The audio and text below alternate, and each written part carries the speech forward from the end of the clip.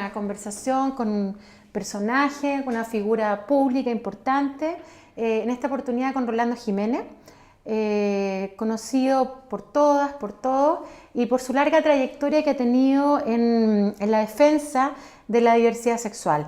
Él lleva muchos años trabajando por la recuperación de los derechos de las personas de la diversidad sexual, pero también por los derechos humanos en general. Tiene una historia política interesante, importante, y hoy día queremos conversar con él acerca de los temas contingentes, acerca de algunas de las cuestiones que no se consideran mucho en nuestro país, que cuesta mucho conversarlo, y que tiene que ver con algunos temas de movimiento feminista, diversidad sexual. Hola Rolando, ¿cómo estás? Bien, Claudia, gracias por la invitación. Gracias a ti por aceptar. Rolando, ¿cómo ves tú la relación entre el movimiento feminista o los movimientos feministas y los movimientos de la diversidad sexual? ¿Cómo se está dando ese vínculo hoy día en Chile, en un Chile que emerge, donde están apareciendo muchos derechos, donde la gente está reconquistando derechos o por primera vez los está exigiendo? Bueno, la relación entre el movimiento feminista y sus diversas variables ha sido compleja. Ha sido tan compleja que todavía hace un par de años en un congreso en México del feminismo latinoamericano le fue impedido el ingreso a mujeres trans. El movimiento feminista en América ha hecho cargo de la deuda que tiene con las mujeres lesbianas.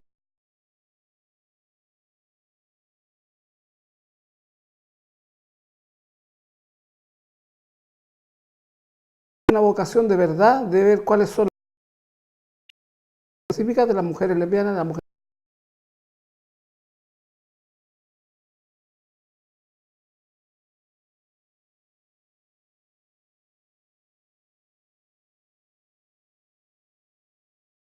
Las lesbianas, las mujeres.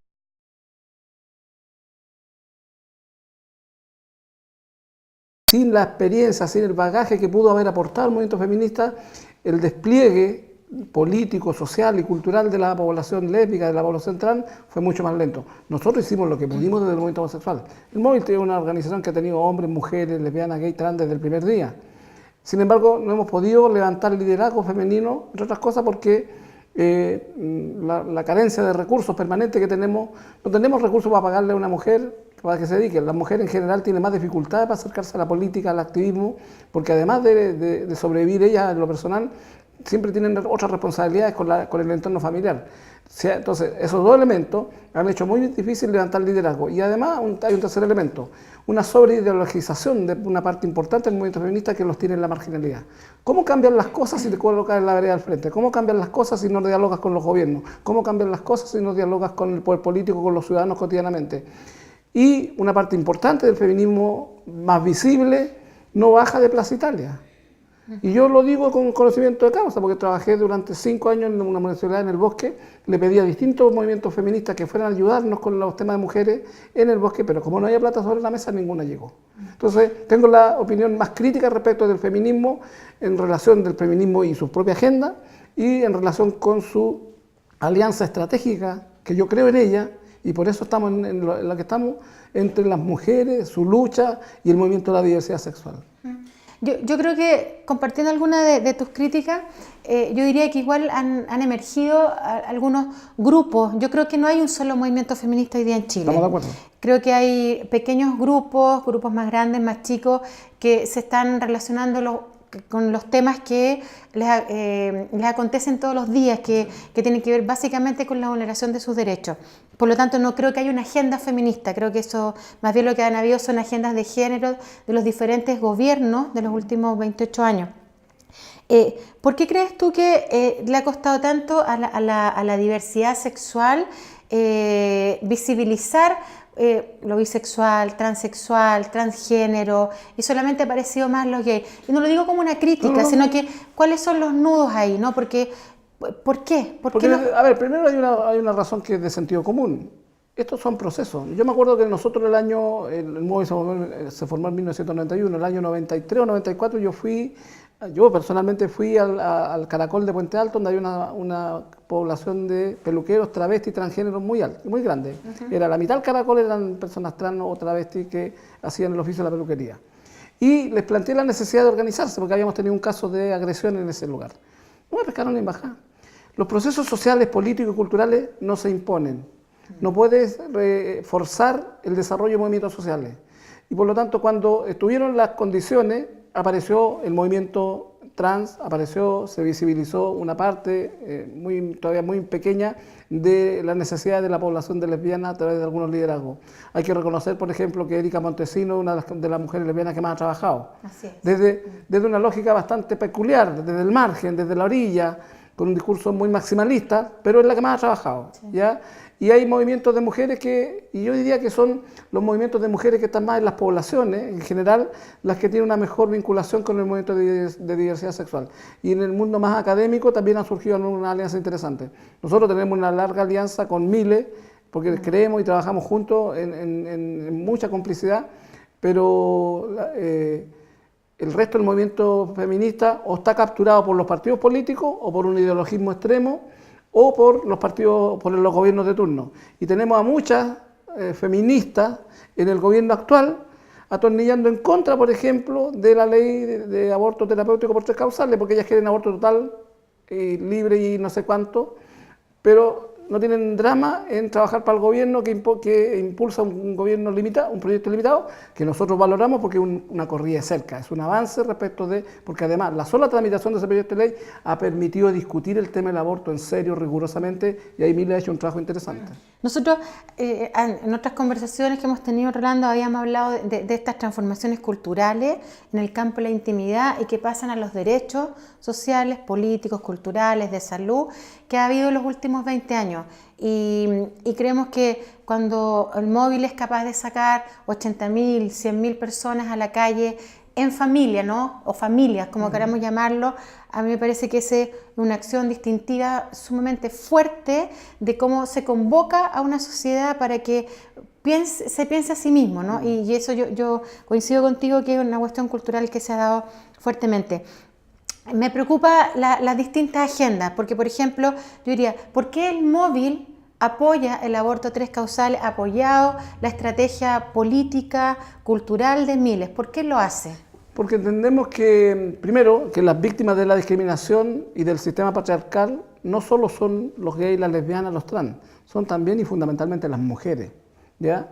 Y es más, los hombres homosexuales, las mujeres lesbianas, las personas trans, replican parte de esa cultura patriarcal en sus relaciones. Y hay todo un trabajo que hacer que es paralelo al trabajo que hacemos con el resto de la sociedad. Y por ejemplo, temas como el aborto terapéutico, bueno, es una agenda potente que logra visibilizar la desigualdad de género, que permite poner en cuestión el sistema en su conjunto, el sistema cultural impuesto. Y por lo tanto, uno no puede estar ausente de la pelea. Como tampoco podemos estar ausentes de la lucha de los pueblos originarios, como tampoco podemos estar ausentes de la lucha por la despenalización del consumo y cultivo de marihuana. Estamos en todas esas peleas. Como tampoco podemos estar fuera de la necesidad urgentísima de una nueva constitución. Sí. Una nueva constitución, ninguno de los problemas, ni de los gays, ni de las lesbianas, ni de las feministas, ni de las mujeres, ni de los mapuches, se resuelven en el marco institucional actual. Por lo tanto, tenemos que juntar fuerza, tenemos que juntar ganas, tenemos que juntar capacidades, capacidad de propuestas, de movilización, para lograr ese estadio de desarrollo distinto. Con la crisis política, hoy día, en los partidos políticos además, el único motor de cambio posible, más o menos sano que va quedando, son los movimientos sociales. En la medida que estos tengan autonomía, y no pase lo que pasa con la CUT o con el Colegio de Profesores, que están reducidos a su mínima expresión porque finalmente ahí los que definen qué se hace desde las centrales sindicales no son los obreros, no son los trabajadores, son el Comité Central o la Comisión Política del Partido tal o cual que le toca manejar por turno las centrales sindicales o el Colegio de Profesores. Entonces, nosotros hemos sido súper insistentes en términos de la autonomía y la autorrepresentación como elementos centrales por un movimiento social autónomo, independiente, que tenga agenda, pero que además tenga vocación de poder. Si aquí alguien pretende hacer activismo desde los temas feministas, desde el tema indígena, del tema de la marihuana, del tema de la diversidad sexual, sin vocación de poder, que se vaya para la casa. ¿Cuál sería para ti, por último, Rolando, el eje o la frase, la palabra, que uniría todos estos movimientos que tú has hablado, todos estos grupos que están trabajando por los derechos en diferentes ámbitos? Yo diría que la palabra o el concepto más básico, más simple que se me ocurre es sentido común. Si esto es sentido común, tú no puedes cambiar las cosas desde la marginalidad. Y por lo tanto tienes que involucrarte en la política. Y involucrarse en la política significa tener vocación de poder para cambiar las cosas. No poder para el móvil, no poder para la familia, no poder para la organización Z o A. No, vocación de poder para cambiar las cosas, porque en la medida que nosotros, los gays que estamos organizados, las mujeres feministas que están organizadas, los mapuches que están organizados, no cambiamos las cosas, estamos perpetuando el sufrimiento de las personas en términos de desigualdad, discriminación, violencia de género, y eso pasa todos los días. Entonces, si tú no haces la pega de manera eficiente, se están vulnerando los derechos de todas esas personas cotidianamente. Si uno no pone en el centro eso, es un indolente. ¿Y qué opinas tú por último, qué opinas tú de la ausencia de proyecto de ley de derechos sexuales y reproductivos, que fue una promesa de este gobierno y que en el último...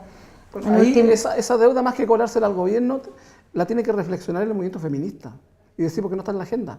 Porque nuestra agenda, la agenda de la diversidad sexual, en 1991 era una agenda que estaba sola contra todo el mundo. Los partidos políticos, la cultura, las iglesias, las Fuerzas Armadas, la sociedad. El sentido común mayoritario era que la homofobia era un valor positivo. ¿Quién cambió eso? ¿Fue el gobierno? ¿Fueron los partidos? ¿Fue la iglesia? No, fuimos las organizaciones de la diversidad sexual.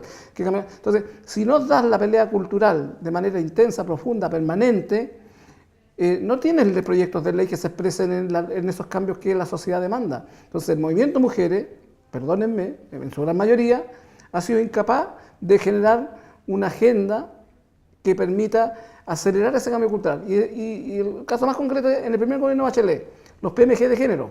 Yo trabajé 1 año y medio en un ministerio y vi el PMG de género. ¿Qué era el PMG de género? Era una persona del Partido Socialista que estaba ahí ocupando ese puesto con un sueldo, pero el tema de género no pasaba nada. Y cuando llegó Piñera, desmanteló todo. Recién en este segundo periodo de Bachelet, las políticas de género fueron mucho más allá, dejaron instituciones, generaron cambios culturales, pero todavía es súper insuficiente porque es un esfuerzo aislado que hace una parte del gobierno sin el acompañamiento, la presión, la capacidad de propuesta, la movilización del movimiento de mujeres. Sí. Pero bueno, ahí los PMG es un tema para largo porque yo participé harto de eso y creo que han habido cambios institucionales importantes y ahora tener un ministerio de género creo que también es importante. Por último, Rolando, lo siguiente, hay un tema que tiene que ver con el Estado laico y el derecho a decidir. ¿Qué opinión tienes de eso? Bueno, en Chile el Estado laico es una ficción. O sea, yo mañana vamos a lanzar, en las próximas semanas ingresa el proyecto de ley de matrimonio igualitario. Tengo la certeza absoluta que a la comisión de Constitución de la Cámara de Diputados, donde va a ingresar el proyecto de ley de matrimonio igualitario, va a ser invitado obispo evangélico. Como nos pasó en el tema de aborto 3 causales, ¿te acuerdas? Por lo tanto, es una ficción y eso es culpa de la clase política fundamentalmente. Aquí, desde los más progresistas del discurso hasta los más conservadores, consideran que es legítimo, es lícito pedirle opinión a las iglesias en temas en los cuales la iglesia no tendría... Puede opinar, pero desde fuera del Congreso. No es la definición de políticas públicas, no es la definición de leyes. Y eso es una perversión y es una corrupción de la democracia, del Estado laico. Y eso es sistemático, es permanente, por los vínculos. Esta clase política endogámica, pues son todos parientes. Y entonces son parientes de obispos, de generales de las Fuerzas Armadas, del presidente del partido X, Z o E.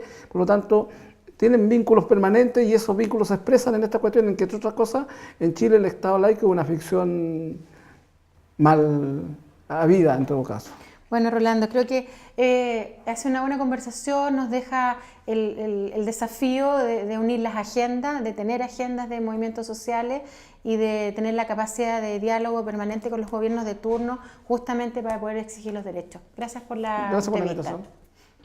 Las víctimas de la discriminación y del sistema patriarcal no solo son los gays, las lesbianas, los trans, son también y fundamentalmente las mujeres.